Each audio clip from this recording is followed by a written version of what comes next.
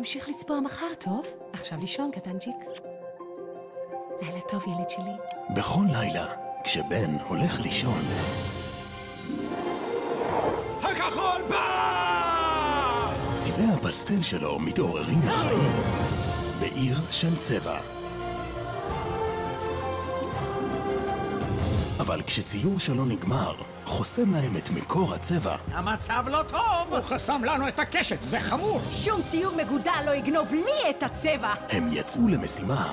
יש לנו בדיוק 5 שעות עד שבן יתעורר. זה הולך להיות מסע מטורף! להציל את עיר הצבעים. הם כל כך אמיצים! חייבים להישאר ליד קו החוף. תחזיקו חזק! הצהובה.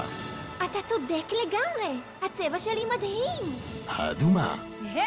מה צריך לעשות כדי לקבל קצת עזרה כאן? הכחול. אני מאמין בך, צהובה. כולנו מאמינים. פשוט תסמכי על עצמך מעכשיו. הציור שלו נגמר.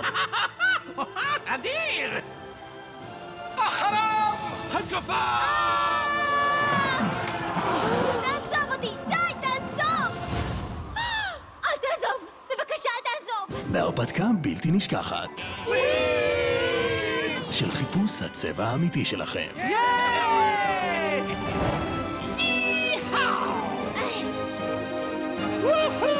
סיפור של צבע.